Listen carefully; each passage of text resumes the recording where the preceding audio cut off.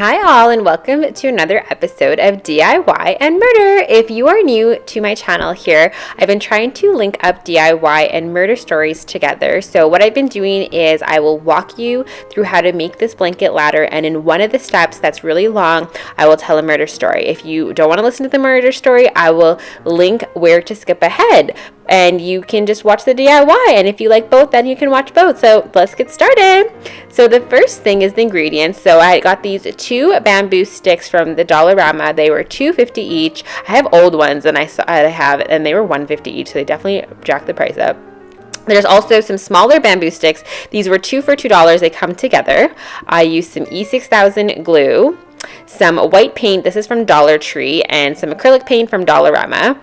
And I used some rope, white rope. You could also use twine as well. So step one is going to be to cut the smaller sticks in half. So because these are bamboo, like this doesn't just cut with scissors or anything. So I definitely had to get some help with this. You can see he is measuring there, and we decided that splitting them in half would be perfect. They are not the same length, but yeah, we just used this little tool saw jigger thing, I don't know what this is called, and he cut them in half for me. So one of them was slightly longer than the other, or two of them are slightly longer than the other, but it worked out. I just staggered them on the ladder, bigger, smaller, and it's so insignificant how different. So yeah, so after it was cut up, I put them on the floor just to kind of see how it looked, and I was like, yes, this is the image I am going for. So I liked how it looked.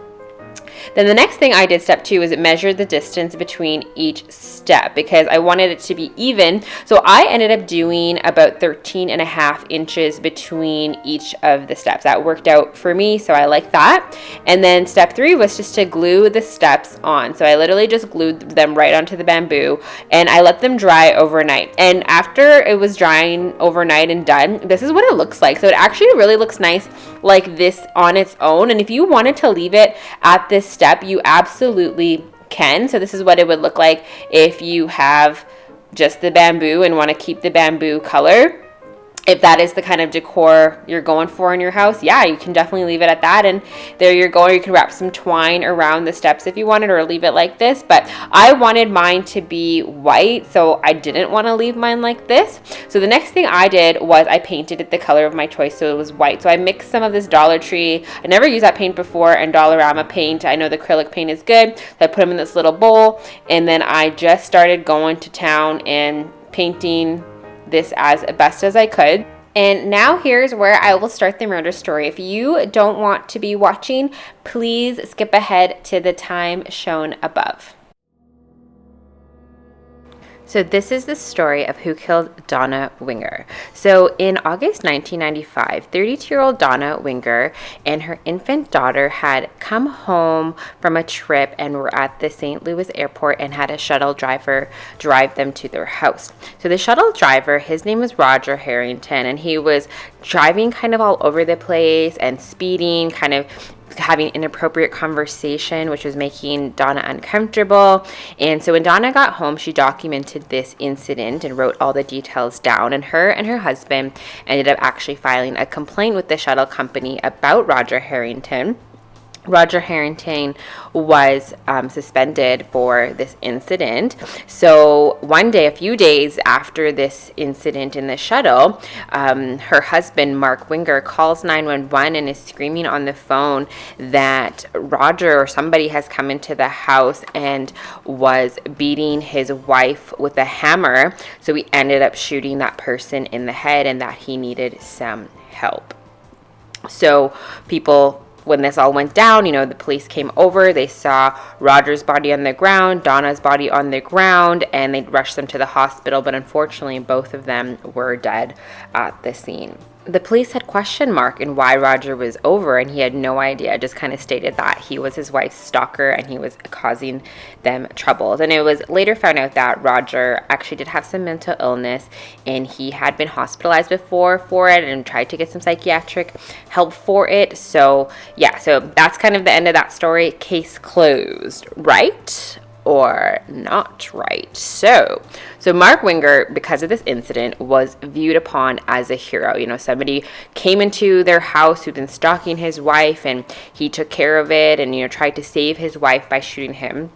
Roger Harrington's family never actually believed that Roger would do that. And even though he had some mental illness, he was never violent. So they just had a very hard time believing this. And shortly after, Mark ended up remarrying their daughter's nanny, and they went and had 3 children together. So that was like a little bit suspect.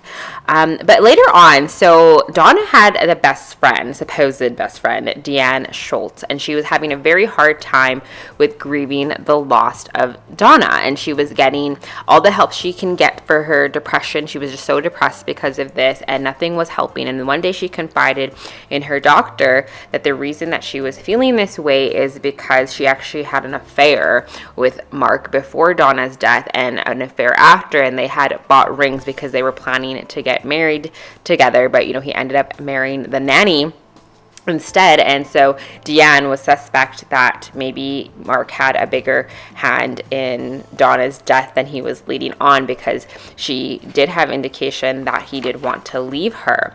And so Mark denied this claim because she eventually took this to the police, but there was receipts and confirmation that, you know, what Deanne was saying was true.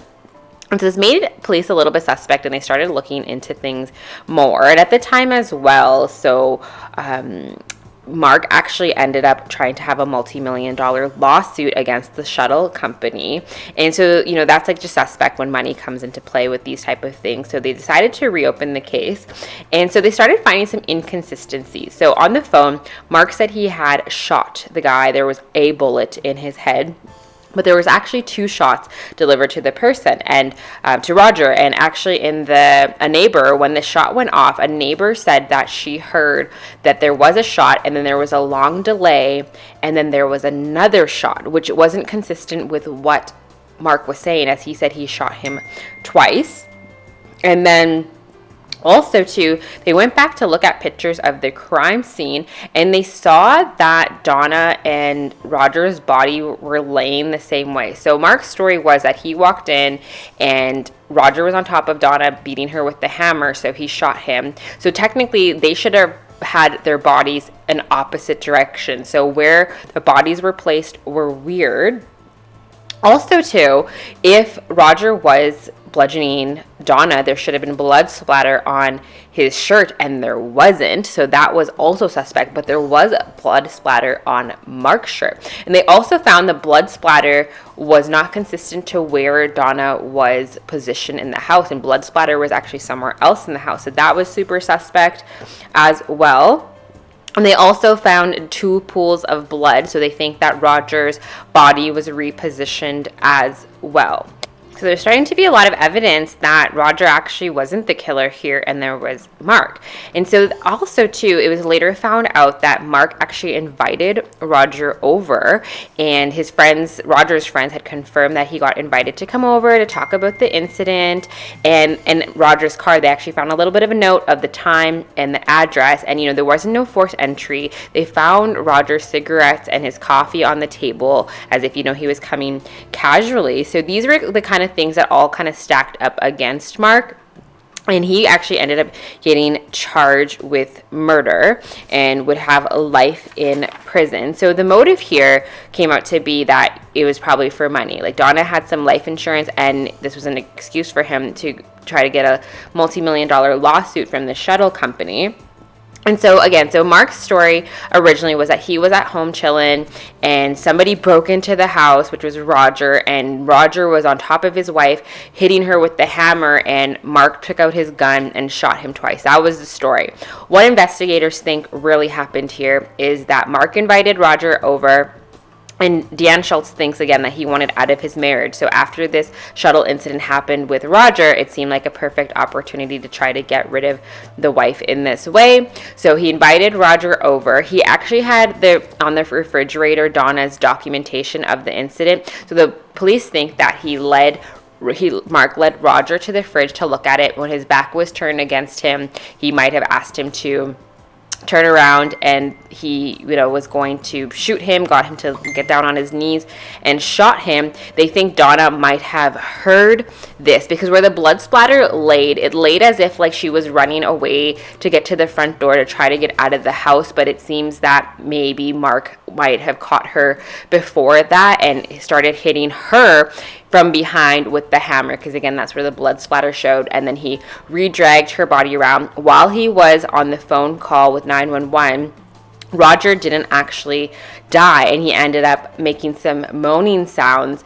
And he said that, oh, my baby's crying, so I got to go to attend. But what we think happened, or the police think happened, is that he actually went back to shoot him in the head twice, or another time, leaving 2 bullets in his head. So originally he said he had 2 bullets shot at Roger right away, but they think that he shot him the first time thinking he died. He didn't. He went and shot him again, and that corroborates with what the neighbor had heard. So yeah, this guy literally almost got away with 2 murders, but because he kind of got money hungry and greedy, it really led to opening this case and finding out the truth of what happened. And Roger's family was so relieved because they buried him and everyone thought he was a murderer, and they were right about him, that he wasn't a murderer and that he was actually a victim. So they're very happy that that got all cleared up. So yeah, that is the story of the killing of Donnah Miller. Now let's get back to finishing up this blanket ladder DIY. So I ended up doing 3 layers of this, and I ended up letting it dry overnight. So this is what it looks like after the next day when it's all dried up. I really like it. Almost like has this rustic thing, like it doesn't cover everything in the bamboo, but I actually really like how it looks. And then step 5 is to add rope or twine to secure this step. So mine felt a little bit wobbly, so I wanted to secure it. So I found this white rope I had, and I found the way I'm showing you here is the easiest to tie it, just with like a cross. So I put it around the pole, made the X, and then I tied it together. And then I took some hot glue and secured that little end to the behind the bamboo stick. So that worked really nicely. This is what it looked like. And yeah, so now let's show you before. This is what I was working with. This is the bamboo sticks. This is what started it all.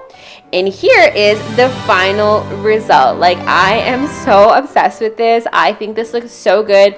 Ladder blankets are normally so expensive. Like, I don't even understand why they're so expensive. And I've been waiting forever to find a deal to buy them on. But I've been watching and watching, and they literally, the price never goes down for them.